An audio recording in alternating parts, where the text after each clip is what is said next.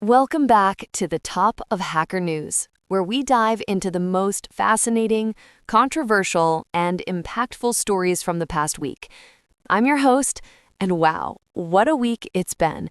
We reviewed over 200 stories posted between September 7th and 13th, and we've distilled it down to the absolute best, the 10 stories that had the Hacker News community fired up, with thousands of points and tens of thousands of comments between them.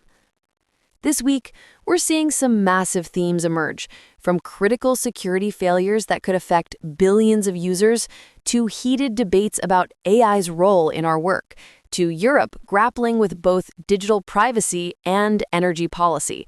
We've got stories that'll make you nostalgic, stories that'll make you angry, and at least one that'll make you question whether someone's completely lost their mind, in the best way possible. So, let's dive in, starting with a security breach that has the entire JavaScript ecosystem on high alert. All right, switching gears here to something that should have every developer checking their package.json files. npm, debug, and chalk packages compromised. And folks, this is not your average supply chain attack. We're talking about packages with over 2 billion downloads per week getting hit simultaneously. So here's what went down. On September 8th, 2025, 18 of NPM's most popular packages got compromised with malicious code, including heavy hitters like debug with 357 million downloads per week and chalk at nearly 300 million. The attacker didn't just spray and pray. They actually targeted crypto and Web3 transactions, injecting code that would silently redirect cryptocurrency payments to their own wallets. What's really fascinating and terrifying is how sophisticated this attack was. The malware actually uses something called Levenstein distance. That's an algorithm that measures how similar two strings are to select wallet addresses that look similar to the legitimate ones. So if you're sending crypto to a wallet starting with, say, 0x7a9, the malware might redirect it to 0x7af. Close enough that you might not notice in a quick glance, but completely different destination. That's some next-level thinking from the attackers. The community response on Hacker News has been really interesting. Most folks are actually pretty sympathetic to the package maintainer who got phished. And honestly, that's the right take here. One maintainer managing packages that billions of downloads depend on, probably doing it for free or close to it, and we're surprised when something goes wrong? The real issue isn't that one person got phished, it's that our entire ecosystem is built on this house of cards. Several commenters pointed out that NPM doesn't even enforce two-factor authentication for package publishers. Think about that for a second. Your random social media account probably has better security requirements than the infrastructure running half the internet's JavaScript. No mandatory 2FA, no code signing requirements, detection systems that clearly didn't catch this until it was too late. It's honestly amazing this doesn't happen more often. There's been some heated debate about solutions, too. Some people are going full nuclear. One commenter suggested blocking GitHub entirely in corporate environments. Another said developers should be financially liable when their dependencies get compromised and users lose money. That last one's pretty harsh, but I get the frustration. When you're building financial applications on top of packages maintained by volunteers in their spare time, maybe we need to rethink that model. The technical analysis from the community has been solid, though. People quickly identified that the malicious code was injected into the index.js files, heavily obfuscated to avoid detection. It would lay dormant until it detected crypto wallet interactions in the browser, then spring into action. The fact that it could manipulate Web3 transactions specifically shows these attackers know exactly where the money is these days. What really gets me is the scale here. 2 billion downloads per week means this malware potentially reached millions of developers and who knows how many end users. Even if only a tiny fraction were actively doing crypto transactions when the infected code was live, we're still talking about potentially massive financial damage. Some folks in the comments are advocating for extreme measures, completely avoiding NPM, building everything from scratch, only using vendor dependencies. But let's be real, that's not practical for most teams. The whole point of package managers is to not reinvent the wheel every time. What we really need is better infrastructure, cryptographic signatures on packages, verified release channels, maybe even some kind of stability guarantee where packages get vetted before they hit production systems. One interesting suggestion was creating a curated, stable channel of packages, kind of like how Linux distributions handle packages, versus just pulling directly from upstream. You'd have a delay in getting new features, but you'd also have that buffer zone where malicious code could be caught before it hits production. The maintainer apparently got phished through a pretty standard attack, probably a fake GitHub security email or something similar. And you know what? That could happen to any of us on a bad day. Password managers help, sure, but social engineering is getting more sophisticated every day. The real failure here is systemic. We've built critical infrastructure that can be compromised by one person having one bad moment. This attack really drives home how the economics of open source don't match its importance. These packages are critical infrastructure, but they're maintained like hobby projects. Until we figure out how to properly fund and secure this ecosystem, well, I'd expect to see more attacks like this. The attackers have clearly figured out that NPM packages are a gold mine for reaching crypto users, and they're getting more sophisticated about it. Speaking of digital infrastructure and the battle for privacy, the hacker news discussion is really interesting because there's this palpable sense of relief mixed with exhaustion. One commenter pointed out that this is like the fifth or sixth time a proposal like this has been pushed in the EU. They keep coming back with slightly different names, slightly different implementations, but it's always the same idea. Let's break encryption to catch the bad guys. And people are just tired of having to fight this battle over and over again. What really struck me was this comparison someone made about how we already have constitutional protections for physical mail. It's called the secrecy of correspondence. But somehow, when it comes to digital communications, governments keep trying to argue that it's different. Like, why should my WhatsApp messages have less protection than a letter I send through the post? It's 2024. Most of our important communications are digital now. There's also this really spicy take in the comments from someone asking, why are Europeans so opposed to EU surveillance but seem fine with American tech companies having access to their data? They're basically suggesting that maybe some of this privacy activism is actually being funded by foreign interests who want to keep their surveillance monopoly. Now, I don't know about that conspiracy theory angle, but it does raise an interesting point about consistency, right? Like, we're all using Gmail and WhatsApp and Discord, and these companies absolutely can and do scan our messages for various purposes.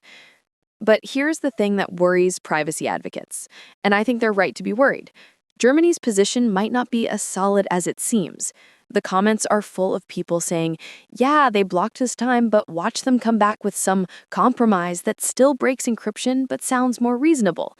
And historically, that's exactly what happens with these things. They start with an extreme proposal, it gets shot down, then they come back with something that seems more moderate but still achieves most of the same surveillance goals.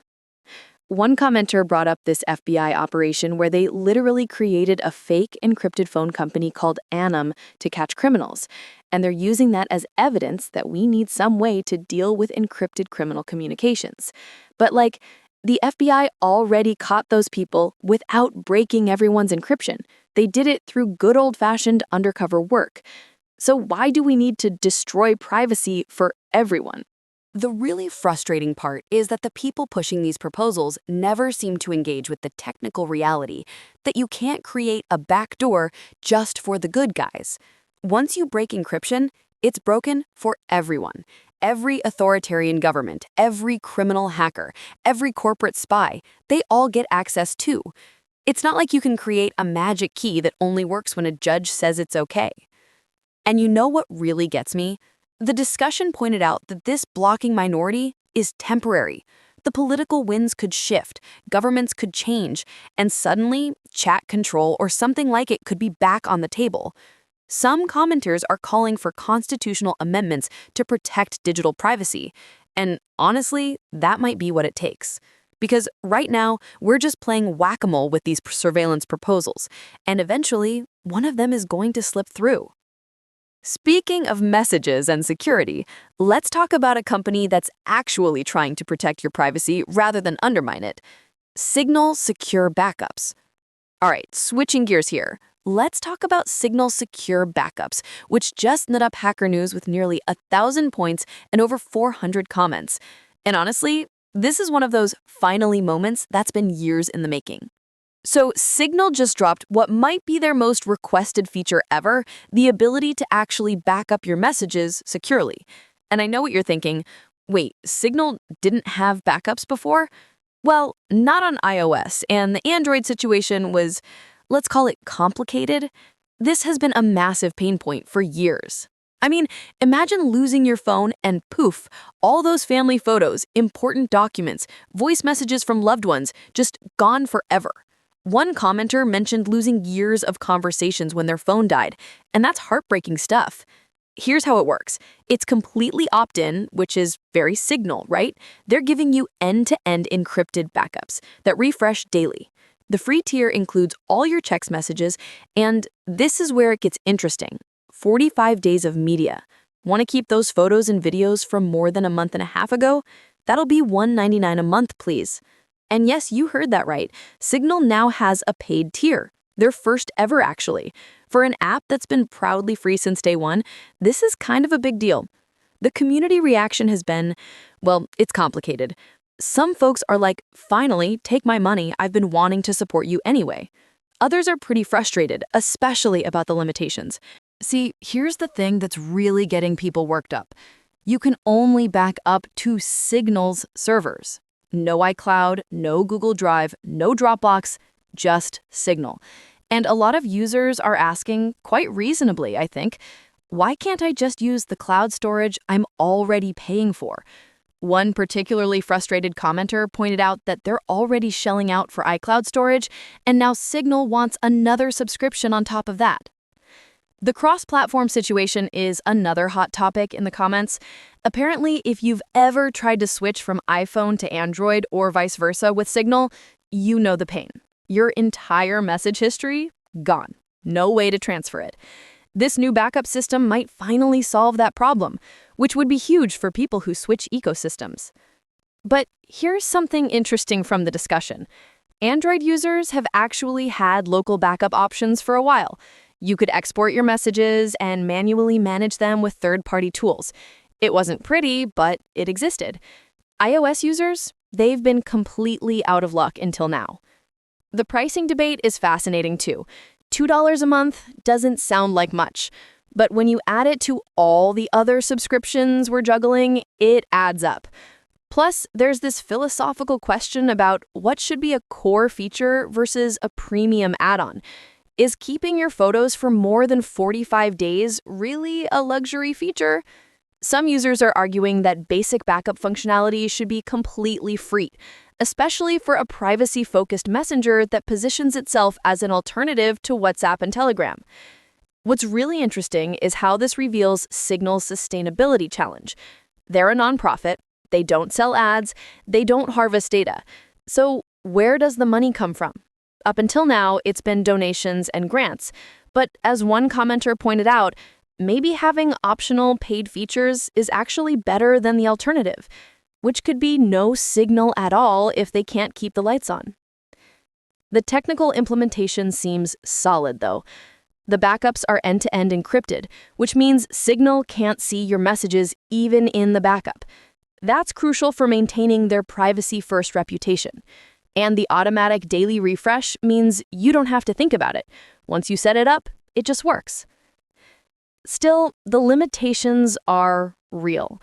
The fact that you can't choose your backup destination feels like a missed opportunity. And for people in regions with expensive or limited internet, uploading everything to Signal servers instead of using local storage or existing cloud services, that's a legitimate concern. You know what this reminds me of?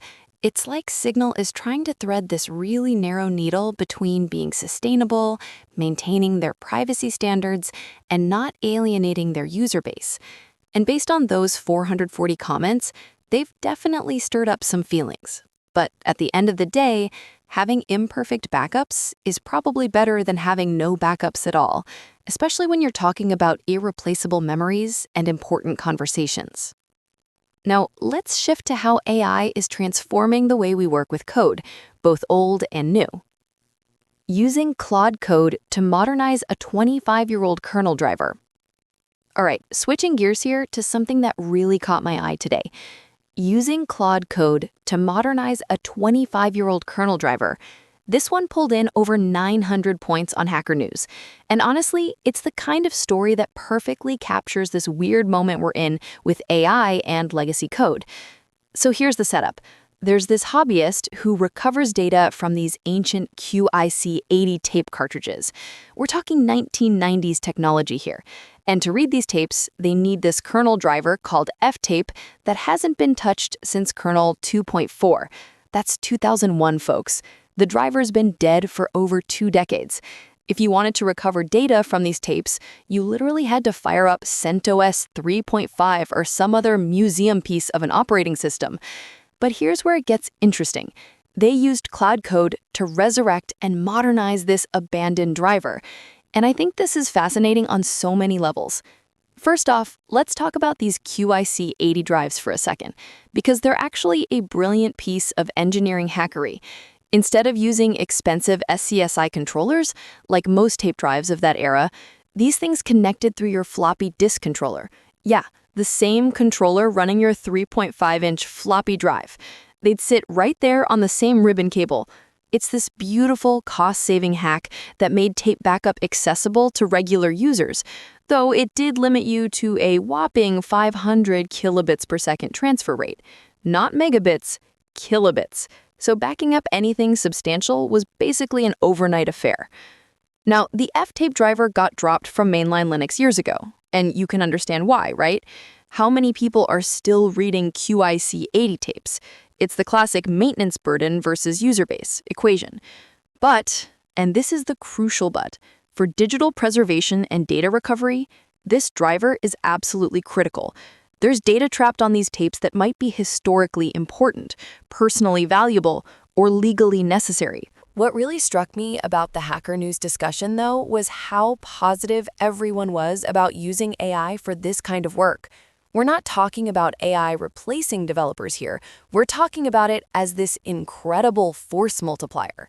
Multiple commenters shared stories about tackling projects they never would have attempted before. One person modernized a Fortran code base, another fixed bugs in a programming language they'd never used. The consensus seems to be that if you've got the domain knowledge, if you know what good code looks like, if you understand the problem space, then tools like Claude become these incredible accelerators. You still need to know what to ask for, how to verify the results, how to guide the process. It's not magic, it's like having a really smart junior developer who works at superhuman speed but still needs supervision. There was this great comment about how AI lets experienced developers explore outside their comfort zones.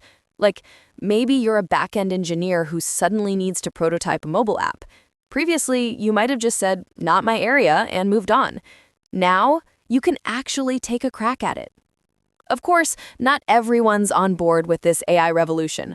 One commenter basically said they're tired of the daily LLM hype cycle, which, fair enough, I suppose. And there's this wild tidbit about someone getting banned from an open source project because they have a blanket prohibition on any AI-generated code or even AI suggestions. That's pretty extreme, but it shows there's real resistance in some corners of the developer community. But coming back to our tape driver story, I think this represents something bigger than just one modernized driver. We've got decades of abandoned but potentially important code out there. Drivers for old hardware, converters for obsolete file formats, entire applications that stopped being maintained but still serve crucial functions for certain users. What if AI could help us maintain this long tail of software? Not just keep it running, but actually modernize it, make it secure, make it compatible with current systems. That's a pretty compelling vision for digital preservation. Though I guess the irony here is we're using one of the newest technologies we have to maintain some of the oldest. The philosophical question this raises is pretty interesting too. Is code that's been modernized by AI with human oversight still authentic in some sense? Does it matter if the person doing the modernization deeply understands every line, or is it enough that they understand the goal and can verify the result works correctly? I don't think we have clear answers yet, but stories like this suggest we're figuring it out in real time. And for that hobbyist trying to recover data from 30-year-old tapes, they've got a working driver now, and that's what matters. Speaking of people doing wild things with technology that probably shouldn't work but somehow do, show HN Term.everything. Run any GUI app in the terminal. All right, now we're diving into something that's both brilliant and completely bonkers. Term.everything. Run any GUI app in the terminal. This landed on Hacker News with over 1,000 points, and honestly, I can see why people are losing their minds over it. So picture this. Someone basically said, you know what? Forget making terminal versions of GUI apps. Let's just shove the actual GUI apps into the terminal. And then they actually did it. This is Term.everything, a brand new open source project that's essentially a Wayland compositor. But instead of outputting to your monitor like a normal, sane compositor would, it renders everything straight to your terminal window. The technical achievement here is genuinely impressive. They built a Wayland compositor from scratch that can take any GUI application, we're talking full desktop apps here, and render them as either text or images right in your terminal window. And get this, it works over SSH. You can be sitting at home, SSH into your work machine, and fire up a GUI application that renders right there in your terminal window. No X forwarding, no VNC, just your terminal doing things terminals were never meant to do. Now, the developer has this wonderfully provocative philosophy behind it all. They're basically saying, stop wasting time building terminal file viewers and terminal image viewers and terminal everything else. Just use the regular GUI apps you already have. It's this delightfully contrarian take on the whole terminal renaissance we've been seeing lately, where everyone's been building TUI versions of everything. The Hacker News crowd is absolutely eating this up, and the discussion is fascinating. One commenter called it awesomely useless, which, honestly, perfect description. Another said it was unhinged, but in the most complimentary way possible. People are recognizing this as something that straddles the line between art and programming. It's not necessarily about being practical, it's about pushing boundaries and asking, but what if we could? And speaking of pushing boundaries, they got Doom running on it. Because, of course they did. The developer mentions it only took a small amount of hacking to get Doom working through the system, which, I mean, if you can run Doom on something, you know you've made it in the tech world, right? The quality aspect is really interesting too. If you're using a basic terminal, you get this ASCII art style rendering, but the cooler part is if you're using a modern terminal with image support, like Kitty or iTerm2, you can actually get full resolution rendering. The catch? Performance. The more rows and columns you add to your terminal for better quality, the more your system starts to chug along. There's some healthy technical debate in the comments too. One user, Ishkabab, points out that the Kitty image protocol is really unsuited for this kind of application because it uses what's essentially a motion PNG approach. They're predicting the performance is going to be awful and wishing someone would implement an AV1 over terminal protocol instead, which, honestly, now I want to see that happen just for the sheer absurdity of streaming modern video codecs through a terminal. But here's where it gets interesting. People are actually finding real use cases for this madness. Remote server debugging when you only have SSH access? Check. Running GUI apps on headless systems? Yep. Someone even mentioned using it to run VS Code on an iPad through SSH, which, that's either genius or insanity. I can't decide which. What really strikes me about this project and the reaction to it is how it represents this beautiful aspect of hacker culture, building something not because it's practical or profitable, but because it's technically fascinating and pushes the boundaries of what's possible. It's the same spirit that gets Linux running on pregnancy tests and Doom running on calculators.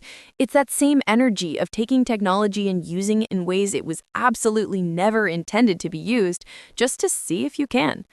And in 2024, apparently that means turning your terminal into a full GUI compositor. Because why not? Now, speaking of creative uses of technology that blur the line between clever and questionable, show HN I recreated Windows XP as my portfolio. All right, so speaking of creative ways to stand out online, our next story is about someone who recreated Windows XP as their portfolio website. Yeah, you heard that right. Graphic designer Mitch Ivan built a fully functional Windows XP clone as their personal portfolio, and it's gotten over 1,000 points on Hacker News, with some pretty heated discussions. Now, when I first saw this, I thought, that's brilliant. I mean, the nostalgia factor alone is incredible. If you're anywhere near my age, you probably spent countless hours staring at that green start button and those rolling hills wallpaper. But here's where it gets interesting. This isn't just a static mock-up or a few screenshots.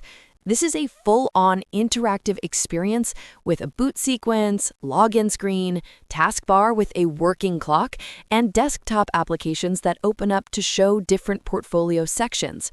You click on About Me, and it opens in a window that looks exactly like an XP application. Same with My Resume, My Projects, and Contact Me. The technical execution is actually pretty impressive. Everything requires JavaScript to run, which makes sense given how interactive it all is. The attention to detail and recreating those classic XP elements, the gradients, the shadows, that specific shade of blue in the title bars, it's all there. Well, mostly there, as we'll get to in a second. But here's where the Hacker News discussion takes a really interesting turn. The community reaction was, let's say, complicated. On one hand, you've got people absolutely loving the nostalgia trip.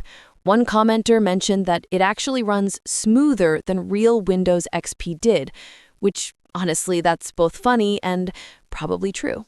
They praised how naturally it integrates with browser tabs and saw real UI/UX value beyond just the nostalgia factor.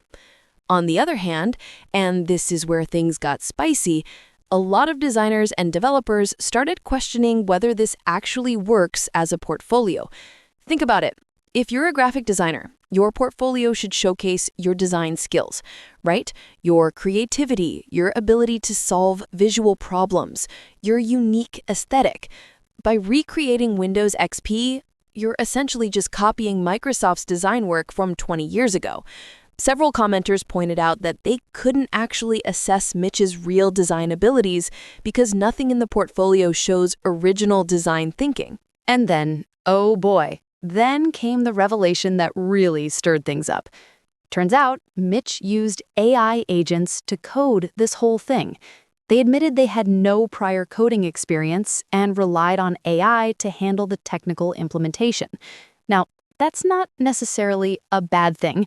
We're living in the age of AI tools, and knowing how to use them effectively is becoming a skill in itself. But some of the graphics also appeared to be AI-generated, which raised even more questions about what skills this portfolio is actually demonstrating. The detail-oriented folks in the comments went to town on the inaccuracies too. They pointed out incorrect gradients, missing UI elements, fonts that weren't quite right, basically challenging the creator's claim of having attention to detail. It's fascinating because it shows how deeply ingrained these old interfaces are in our collective memory. People remember exactly how those window shadows should look, exactly what shade of green the start button should be. But you know what? I think there's something to be said for both sides here. Yes, it's true that copying an existing design doesn't showcase original design thinking. And yes, using AI to code it means you're not demonstrating coding skills per se. But the ability to conceptualize this idea, manage AI tools to bring it to life, and create something that generates this much discussion and engagement, that's a skill too. It's project management, it's creative direction, it's understanding how to capture attention in a crowded digital space. The real question is, who's the target audience? If Mitch is trying to get hired at a traditional design agency that values original creative work, this might not be the best approach. But if they're targeting tech companies that appreciate clever implementations and cultural references, or if they're positioning themselves as someone who can manage AI tools to create engaging experiences, well, then this might be genius. What really strikes me about this whole discussion is how it highlights the changing nature of what we consider skill in the creative and tech industries. 20 years ago, you needed to know how to code every line yourself. Now, being able to effectively prompt and manage AI tools might be just as valuable. 20 years ago, originality in design was paramount. Now, maybe the ability to remix and recontextualize familiar interfaces in clever ways is its own form of creativity. Either way, one thing's for sure, this portfolio got people talking. Over 300 comments on Hacker News, passionate debates about design philosophy, discussions about AI's role in creative work. In terms of pure attention and engagement, Mitch absolutely succeeded. Whether that translates to job opportunities, well, I guess we'll have to wait and see. Let's shift from software creativity to some fascinating hardware discoveries. All right, so here's something that really caught fire on Hacker News. The MacBook has a sensor that knows the exact angle of the screen hinge. Now, I know what you're thinking. Why on earth would Apple need to know the precise angle of your laptop's screen? Well, buckle up, because this rabbit hole goes way deeper than you expect. So this whole thing started with a tweet that's been making the rounds, and it sparked this massive discussion with over 1,000 upvotes and nearly 500 comments. And honestly, the community reaction is fascinating because it's completely split down the middle. You've got one camp going, "This is peak Apple engineering brilliance," and another going, "This is everything wrong with modern tech." Here's the deal. Apple has embedded this incredibly precise sensor that can detect the exact angle of your MacBook's lid. We're not talking about just open or closed here. This thing knows if your screen is at 47 degrees versus 48 degrees. And before you roll your eyes thinking this is some Apple-exclusive over-engineering, turns out tons of laptops have these sensors. There's even Linux driver support for them, which, yeah, that surprised me too. But here's where it gets spicy. This sensor, it's serialized to the motherboard. That means if it breaks, you can't just swap in a new one without Apple's blessing. Third-party repair shops are basically locked out, and this has reignited the whole right-to-repair debate in the comments. One user put it pretty bluntly. They called it hostile engineering, and honestly, they're not entirely wrong. Now, the technical folks in the comments started digging into how this actually works, and it's pretty clever. Some laptops use Hall effect sensors with magnets, others use different approaches, but the precision is what's remarkable here.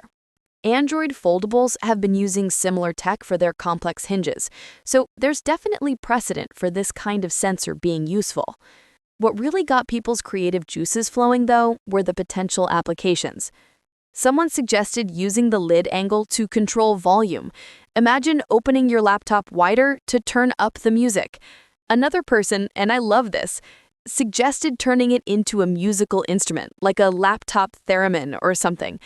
Apple's actually using it for their desk view feature, where the camera can show your desk surface during video calls, which requires knowing that precise angle to work properly.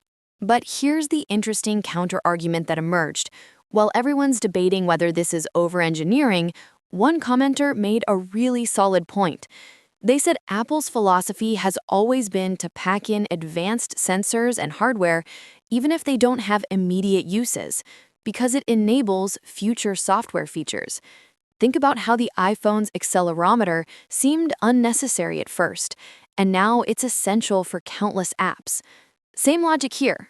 Maybe we just haven't seen the killer app for lid angle detection yet.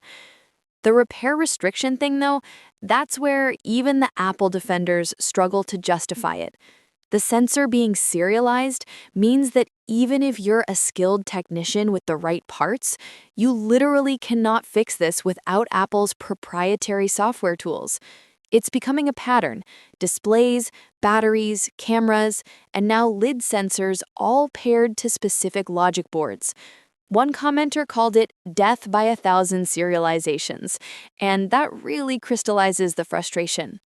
What's wild is that this sensor has apparently been in MacBooks for a while, and most of us had no idea. It makes you wonder what other sensors and capabilities are hiding in our devices, just waiting for the right software update to unlock them. Or, and this is the cynical take from the comments, waiting to become another point of failure that requires an expensive authorized repair. The whole discussion really crystallizes this ongoing tension in tech between incredible engineering capabilities and user freedom.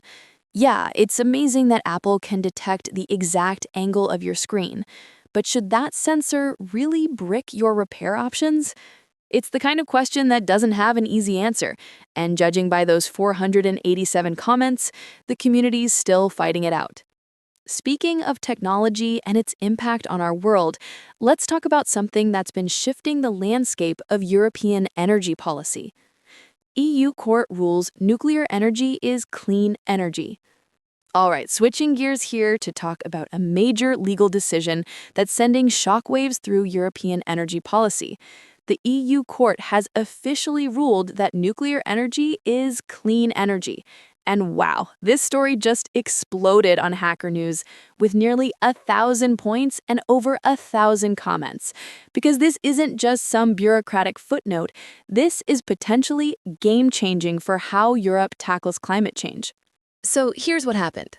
Austria basically tried to sue to keep nuclear out of the EU's sustainable finance taxonomy, which is this framework that determines what investments count as green for financial purposes.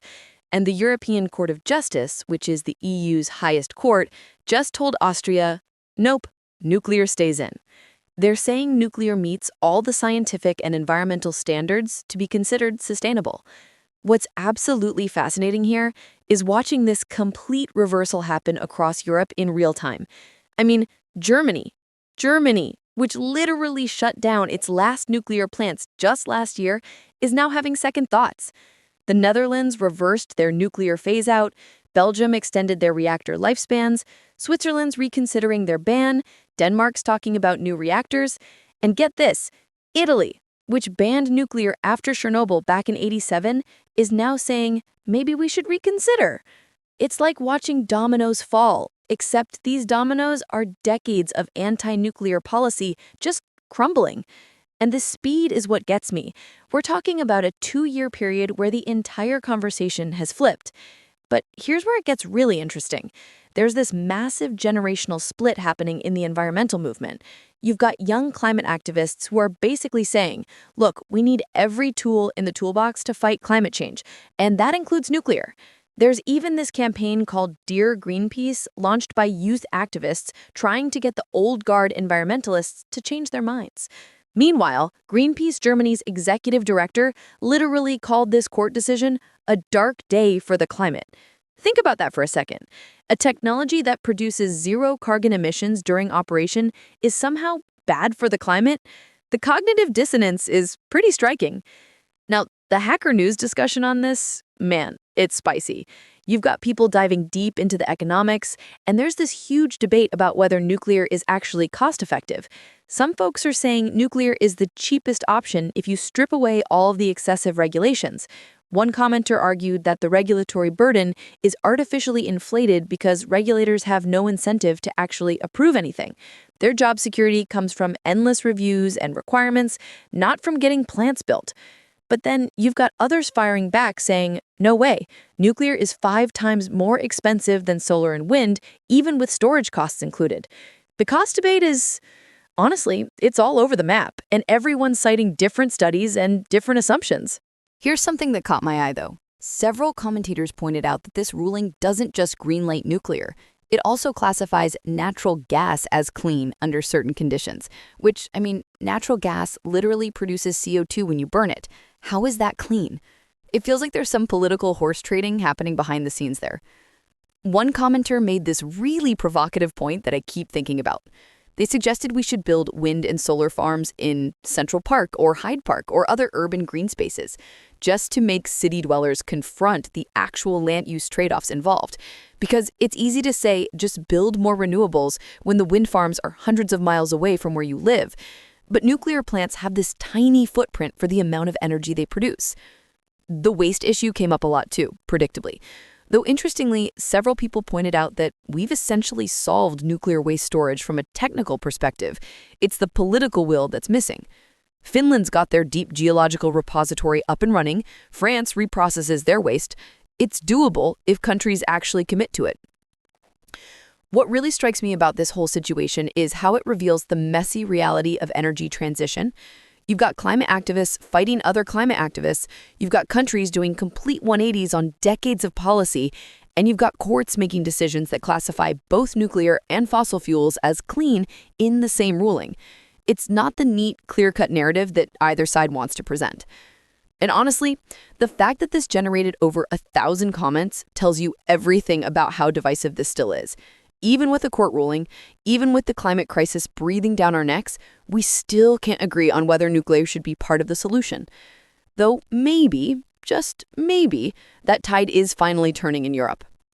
Now let's shift something that's been bothering a lot of parents and educators lately. I didn't bring my son to a museum to look at screens. All right, shifting gears here, let's talk about I didn't bring my son to a museum to look at screens. And wow, this one really struck a nerve with the Hacker News crowd, racking up over 1,100 points and nearly 300 comments. You know, this hits close to home for a lot of us who grew up in that golden age of science museums.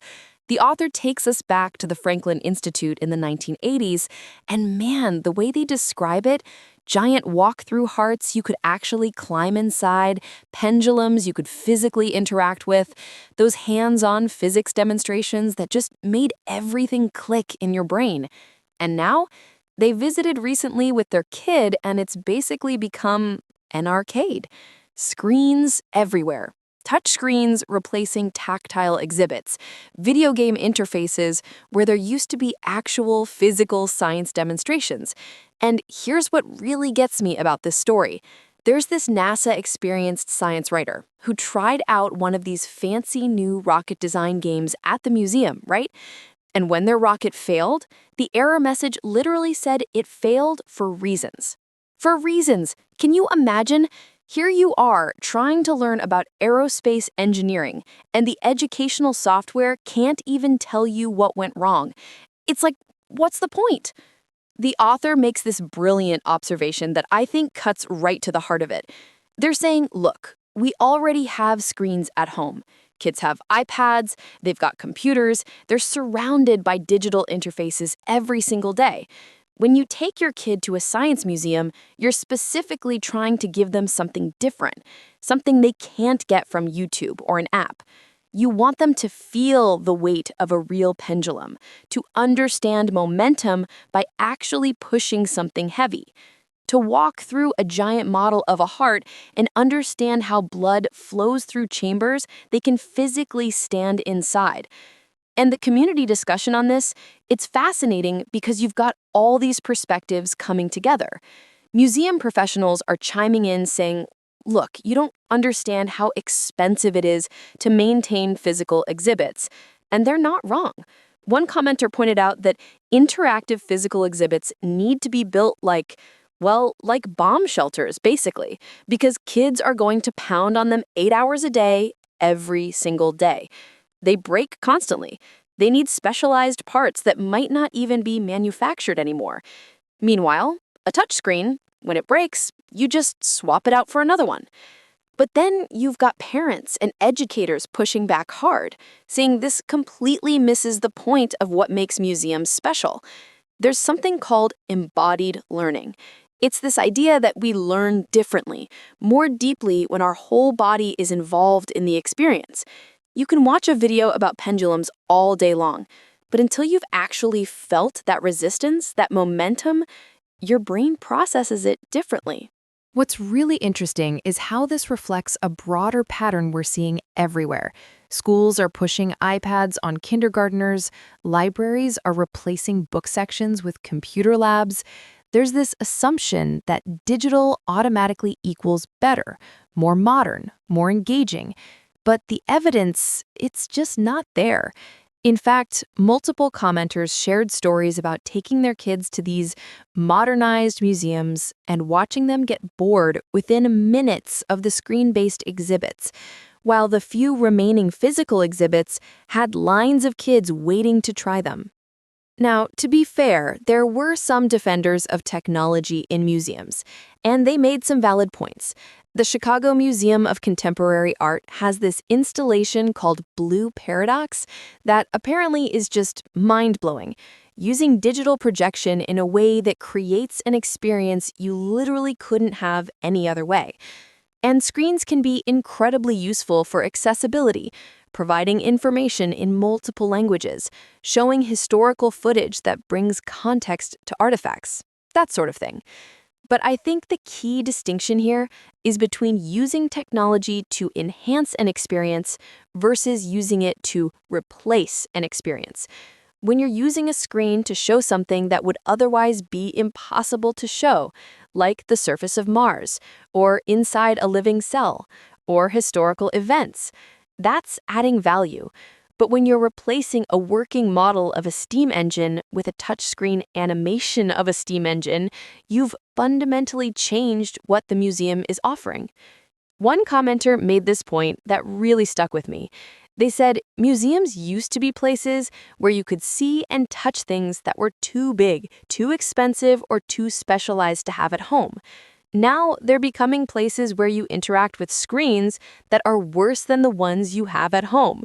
It's like, imagine if libraries started replacing books with those old Kindle e-readers from 2010. You'd be like, why would I come here for this? The maintenance argument is real, though, and I don't want to dismiss it. Museums are struggling financially. Many are understaffed. And yeah, physical exhibits are a nightmare to maintain. But maybe, just maybe, that's exactly why they're so valuable. The fact that these experiences are hard to create and maintain is precisely what makes them special, what makes them worth preserving. You know what this reminds me of? It's like when restaurants started replacing actual chefs with those automated cooking machines to save money. Sure, it's more efficient, but you've lost the entire point of going out to eat. Museums are doing the same thing, optimizing for efficiency and maintenance costs while losing sight of their actual mission. And that brings us to the end of this week's journey through the top stories on Hacker News. What a ride, right? We've seen NPM's House of Cards get exposed with that massive supply chain attack, watched Europe grapple with both digital privacy and nuclear energy, explored the wild frontier of AI-assisted coding, and even witnessed someone turn their terminal into a GUI compositor just because they could. What strikes me most about this week's stories is how they all, in different ways, highlight the tensions we're living with in 2025. The tension between convenience and security. Those NPM packages make development faster, but at what cost? The tension between innovation and preservation. AI can modernize abandoned code, but museums are abandoning physical exhibits for digital ones. The tension between privacy and safety, between clean energy and political reality, between what technology can do and what it should do. These aren't just tech stories. They're human stories about how we're navigating this increasingly complex digital world. Whether it's a maintainer getting phished and affecting billions of downloads, or a parent lamenting that their kid can't touch a real pendulum at a science museum anymore, these are the conversations shaping our future. Thanks for joining me for the Top of Hacker News. If you enjoyed this deep dive into the week's most engaging stories, make sure to subscribe. We'll be back next week with another curated selection of the stories that get the Hacker News community fired up. Until then, keep questioning, keep building, and maybe, just maybe, check your package.json files for any suspicious updates. This has been the Top of Hacker News for September 7th through 13th, 2025. I'm your host, and remember, in a world of infinite content, we're here to bring you the stories that matter most. See you next week.